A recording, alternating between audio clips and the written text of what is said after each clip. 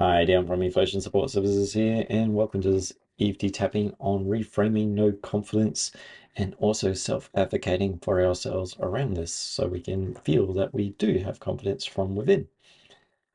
So, taking full responsibility for your own well-being and repeating after me, let's go with that flow. Let's begin to tap. Even though I'm being told I have no confidence, and I may have been told this by caring people in my life or by people that I look up to. But being told I have no confidence makes me look down upon myself. And it becomes a cycle where having no confidence doesn't grow confidence within. And I deeply and completely love, honor, and accept myself. Even though these things that I want to do, these things that I want to be, other people may view me as failing within this. And rather than help me, they will rather point out that I have no confidence. And I like to change this perspective of myself. And I deeply and completely love, honor, and accept myself. Even though this view of having no confidence, of being confident in my skills and ability, can be hard when I haven't been able to fully develop my skills and ability due to some limiting beliefs told to me. And I deeply and completely love, honor, and accept myself. I'm being told I have no confidence. There is a telling towards myself, an informed opinion based upon my failures that I have no confidence. And this may have been something throughout my life, a recurring theme,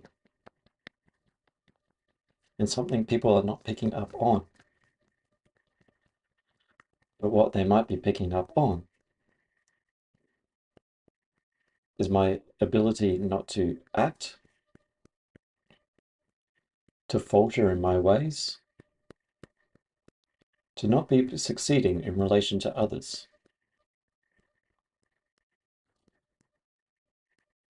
and to face every scary situation that I'm completely unfamiliar with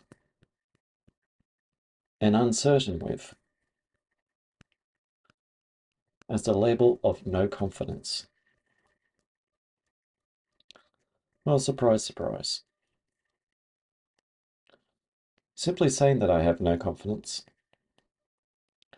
and having a theme where I have no confidence may indicate that I may need help developing my confidence. Pointing out that someone has no confidence strangely doesn't help a person gain some confidence. We can all point fingers. But if someone's trying to teach me something within my development, where I look up to, where I do follow, and I'm struggling, and I'm failing, and rather than help me within my development, they're merely pointing out that I have no confidence. And that can work two ways. Because perhaps I have no confidence than the people that are telling me that I have no confidence. For if I'm getting instructions and I'm not quite succeeding, is it right to blame myself? Because I have a willingness to learn, not a willingness to be told that I have no confidence. And my no confidence might be not down to that teaching, or it could be due to past teachings, where pointing out my failures and almost celebrating them would certainly destroy a person's confidence to the point where they might not want to try or want to succeed. And there are some people that if I gain confidence within myself, even get better within myself, that see my healing as a threat. Because if their source of supply gains independence, then they're no longer codependent on the person abusing that supply. So it's better to cut someone down to size than rather than allowing them to develop into who they choose to be, and who they choose to be confidently. My faulty programming might not be by choice, because even a programmer has to input code into a computer so that it knows how to function certain tasks. And I might have been fed some certain beliefs and had some repercussions when I did get something wrong that make it fearful for me to be confident, or for me to believe in myself,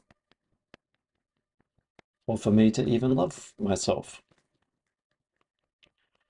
Because if I love myself, I do value myself. And some people want to devalue that and devalue my confidence. There is a relationship, this relationship between myself and the external world. I didn't grow up as a baby all by myself. I had an environment to support that. And if this environment wasn't too supportive, then my internal environment might not be too supportive of myself. I can't grow confidence merely by being told that I'm not confident.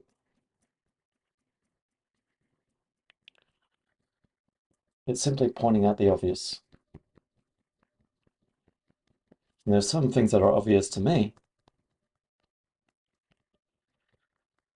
some feelings that don't feel too good. Well, when I'm cut down to size, pull back down into that hole when I try to grow out of it.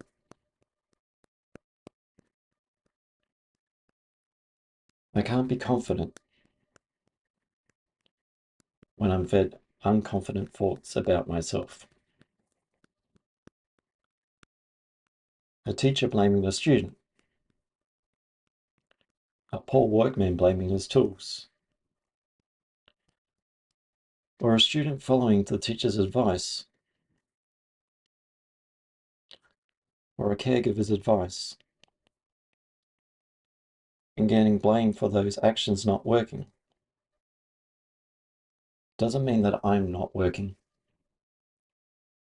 or that I'm faulty. There are some things that people can't accept, like blame, or that something that they tried to do just didn't work out, because that might shatter their image of perfection. And the best way to learn at something, and the best way to grow at something, is to make mistakes. We can't get it right first time. And there is a value in that, the value of learning and growing. Because if everything was perfect the first time, nothing would be of value.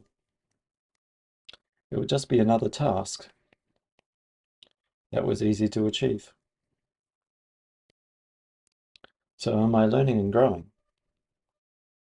Am I failing and succeeding? I start to believe in my own ability. And I start to advocate for my own confidence.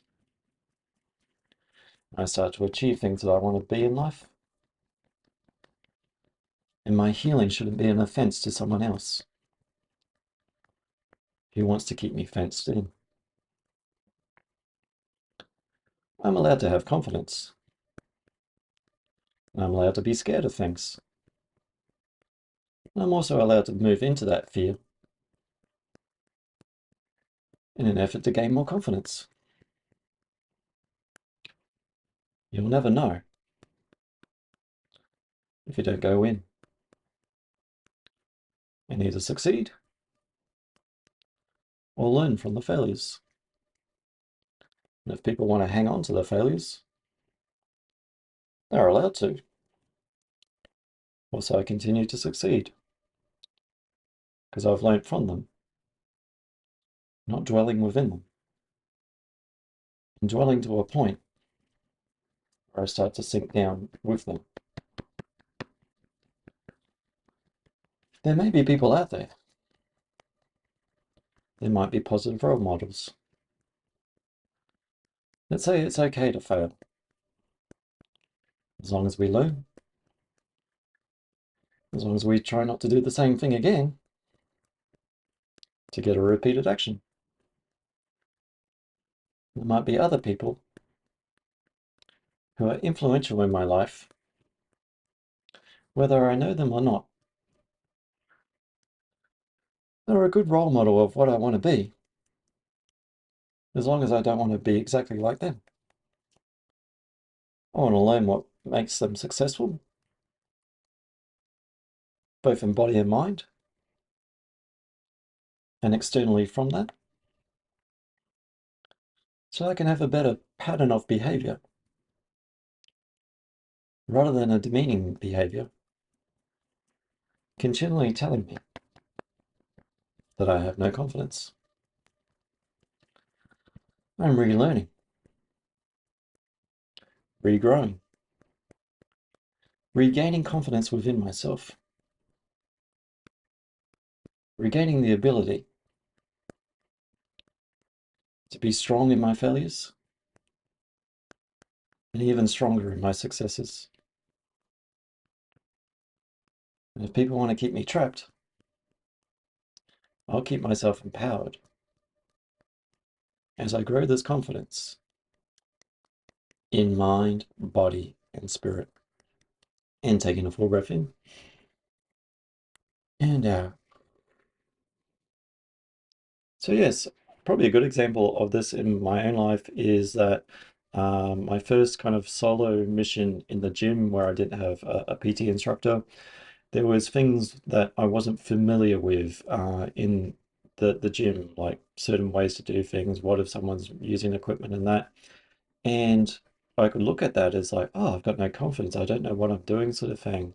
But reassess, look at, okay, well, these are the things that I wasn't too confident within or familiar with even.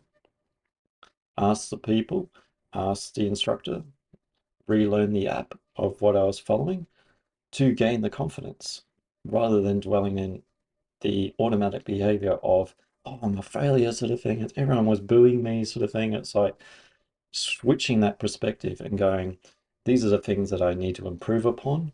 And rather than seeing it as failures, looking at it as things I need to improve upon. So if we look at it as a failure, yes, it might not have worked, but if I still want to do something to improve my life, how do I address the things that I can improve upon? So a simple reframe. And that way we can start to advocate for ourselves to go, I am able and I am confident. I am just growing a familiarity with an uncertain thing. And this could be both a belief system or just simply doing a task. So I'm Dion from Eflowtion Support Services for EFT Tapping one-on-one online to help empower yourself. So I'll catch you in the next one, and bye for now.